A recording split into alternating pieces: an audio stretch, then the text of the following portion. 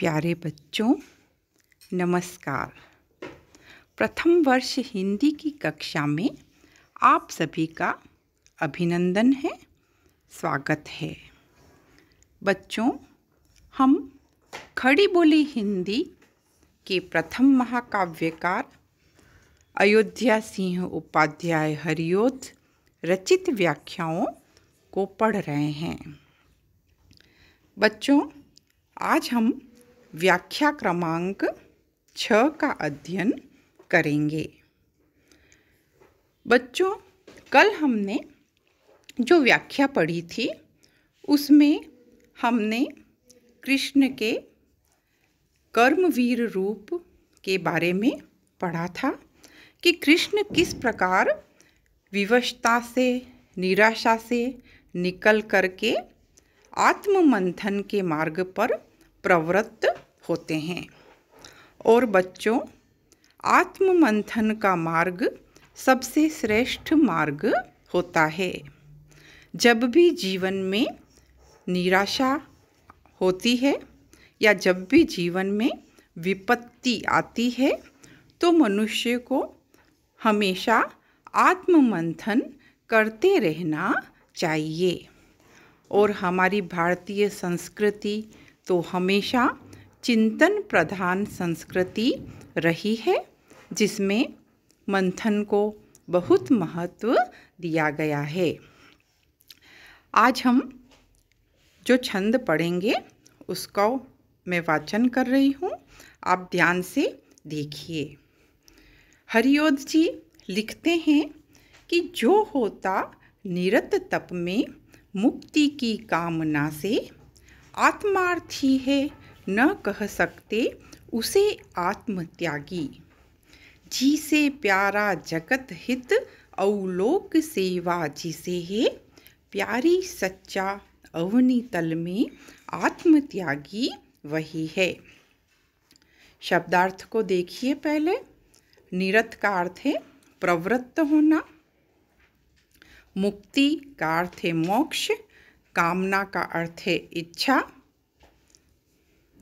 आत्मार्थी का अर्थ है स्वयं के लिए,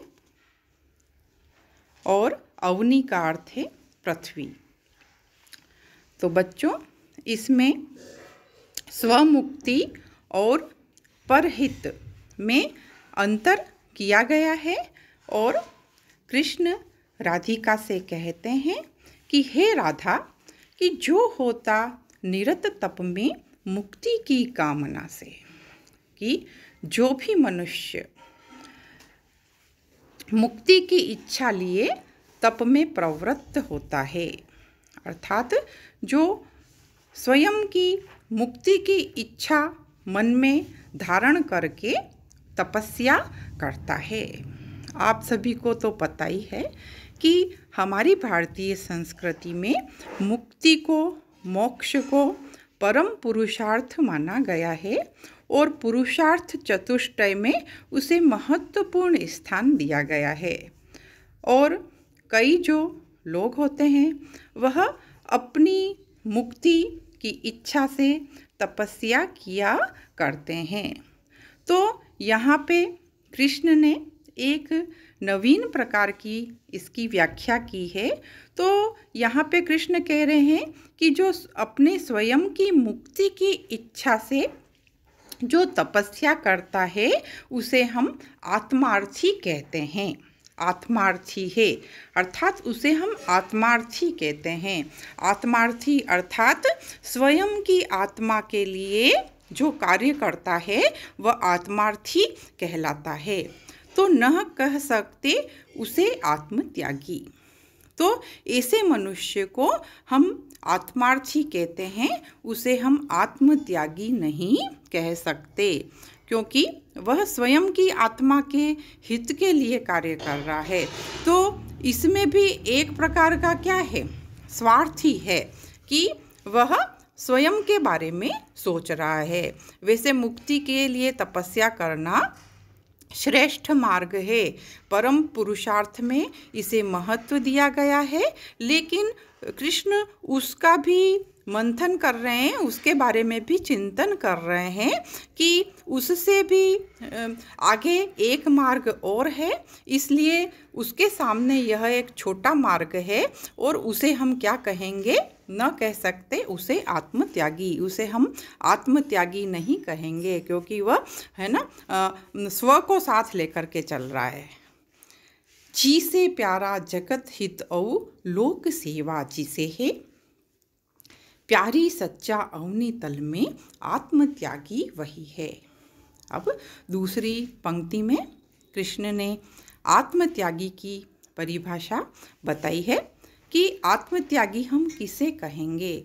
आत्मत्यागी हम स्वयं की मुक्ति के लिए तप करने वाले को नहीं कहेंगे, बल्कि आत्मत्यागी हम किसे कहेंगे कि जो जी से प्यारा है ना, जी अर्थात अपने प्राणों से भी अधिक, अपने स्वयं से भी अधिक, जो जगत हित ओ लोक सेवा जिसे है, जो जगत हित को जो प्रेम करता है, जो अपने प्राणों से भी प्यारा, अपने आप से भी प्यारा, जो संपूर्ण संसार के लिए कार्य करता है, जो संपूर्ण संसार की जो सेवा करता है, दूसरे लोगों की जो भलाई के कार्य करता है, तो प्यारी सच्चा अवनी तल में आत्मत्यागी वही है। हे प्यारी राधा, है ना, इस अवनी तल में, इस पृथ्वी क्षेत्र में, है ना, सच्चा आत्मत्यागी वही कहलाता है, क्योंकि उसने अपनी आत्मा के मोक्ष